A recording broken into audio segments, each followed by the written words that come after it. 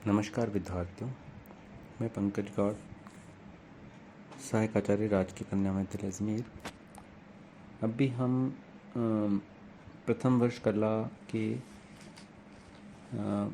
बारे में बात कर रहे हैं और हमारा जो विषय चल रहा है, जो हमारा टॉपिक जो चल रहा है वो है सिंधु घाटी सभ्यता के प्रमुख नगर। ज़्यादातर नगरों की बात हम इससे पहले के सेशन में कर चुके हैं। अब बाकी जो नगर बच गए हैं उनकी हम बात करते हैं। जिन महत्वपूर्ण नगरों की हम बात कर चुके हैं वो हैं हड़प्पा, मोहनजोदड़ो, चुंदड़ो, लोथल, कालीबंगा, बनवाली, धोलावीरा, रंगपुर, रोपड़, चहुंदड़ो आदि। अब जो शेष बच गए हैं उन नगरों की हम बात करते हैं। तो इसमें जो बच गए हैं वो नगर हैं सुतकनगीडोर, डाबरकोट, अलीमुराद, कोटदीजी, मित्ताथल, राखीगढ़ी, बाड़ा, सघोल, आलमगीरपुर। तो सबसे पहले हम बात करते हैं सुतकगेनडोर की। यह बलूचिस्तान की दाश्त नदी के पास में है और जॉर्ज डेल्स ने 1962 में इसकी खुदाई की। खुदाई में यहाँ पर सिंधु सभ्यता के नगर, दुर्ग और एक बंदरगाह का पता लगाया और जॉर्ज डेल्स ने यहाँ पर 3 स्तर बताए। खुदाई के इसमें 3 चरण या सभ्यता के इसमें 3 चरण उन्होंने बताए हैं। उनका अनुमान था कि ये स्थान एक बंदरगाह के रूप में सिंधु सभ्यता और बेबीलोन के बीच व्यापारिक केंद्र के रूप में या व्यापारिक मार्ग के रूप में प्रमुख भूमिका निभाता होगा। यहाँ पर जो बंदरगाह है उसका विदेशी व्यापार में बहुत महत्व रहा होगा। दूसरी जो प्रमुख नगर है वो है डाबरकोट। यह बलूचिस्तान की झोंग घाटी में स्थित है और डाबरकोट जो है वो सिंधु नदी से लगभग 200 किलोमीटर की दूर पर अवस्थित है। इसकी खुदाई में हमें सिंधु सभ्यता से पूर्व और उसके बाद की संस्कृतियों के भी अवशेष मिले हैं और इसके उत्खनन से हमें हड़प्पा संस्कृति के उद्गम पर भी प्रकाश पड़ता है। विद्वानों का मानना है कि ये कांधार जाने वाले व्यापारिक मार्ग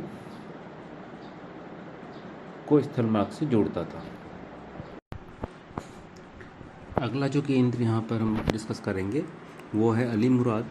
यह भी सिंध नदी के सिंध प्रांत में स्थित था और यहाँ सिंधु सभ्यता की इमारतें, मिट्टी का कुआं, मिट्टी के बर्तन, कार्डनियन के मनके आदि मिले हैं और इसका एक भाग पत्थर की 4 दीवारियों से घिरा हुआ मिला है। अगला जो महत्वपूर्ण स्थल है वो है कोटदीजी। ये भी सिंध प्रांत में स्थित था और यहाँ पर जो खुदाई का काम किया है वो फजल अहमद खान साहब ने किया है। उन्होंने यहाँ पे खुदाई में 5 स्तरों का पता लगाया है। पहला जो स्तर है वो सिंधु सभ्यता से पुरानी सभ्यता या प्राचीन संस्कृति है जिसको कोटदीजी संस्कृति का नाम दिया गया है। इसके पश्चात एक संक्रांति काल आता है और उसके पश्चात यहाँ पर सिंधु संस्कृति का उद्भव होता है। तो इसके जो बाकी के 3 कालखंड जो हैं वो सिंधु सभ्यता से संबंधित हैं। यहाँ पर फजल अली खान साहब का ये भी अनुमान है कि इस सबसे प्राचीन जो संस्कृति थी कोटदीजी संस्कृति, उसका अंत एक अग्निकांड के पश्चात हुआ और उसके पश्चात यहाँ पर सिंधु निवासियों ने अपनी बस्तियाँ बसाईं और उन्होंने अपनी बस्तियों के दौरान उन्हीं मकान की कच्ची ईंटों का और नींवों का प्रयोग किया। यहाँ पर घरों और पानी के निकास के लिए नालियाँ बनाई गई हैं और साथ ही साथ यहाँ पर तांबे और कांसे का प्रयोग भी देखने को मिलता है। अब अगला स्थल जो हम देखेंगे वो है मित्ताथल। मित्ताथल हरियाणा के भिवाड़ी ज़िले में है और यहाँ पर प्राचीन काल में यमुना नदी बहती थी।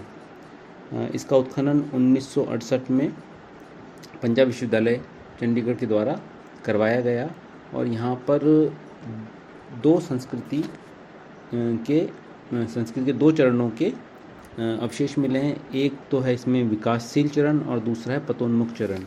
तो यहाँ पर जो प्रथम चरण की संस्कृति मिली है उसमें एक गढ़ी थी, निचले भाग में नगर बसा हुआ था। और महत्वपूर्ण बात यह है कि इस चरण की सामग्री में हमें कुछ पूर्व सिंधु सभ्यता की सामग्री भी मिली है, जो कालीबंगा की पूर्व सिंधु सभ्यता की सामग्री से मिलती जुलती है। और जैसा कि आपको बताया कि द्वितीय चरण में यहाँ पे सिंधु सभ्यता का पतन काल था। इस काल में मकान टूटी फूटी ईंटों के बनाए गए थे, और इस काल में हमें पत्थर के बाट, शंख की चूड़ियाँ, मिट्टी के खिलौने, गाड़ी के पहिए, मिट्टी के टुकड़े और बर्तन इत्यादि मिलते हैं। तो इस तरह से हम देखेंगे यहाँ पर हमें एक कॉपर हार्ड या ताम्र की कुल्हाड़ी और पशु भी मिलते हैं। अगली साइट की जिसकी हम बात कर रहे हैं वो है राखीगढ़ी। ये भी हरियाणा के जिंद जिले में स्थित है, और इसकी खोज का जो काम किया वो पुरातत्वविद सूरज भान ने यहाँ पर कार्य किया। और यहाँ पर हमें निचली सतह में सिंधु संस्कृति के और ऊपरी सतह में निचली सतह में पूर्व सिंधु संस्कृति के और ऊपरी सतह में सिंधु संस्कृति के प्रमाण मिले हैं।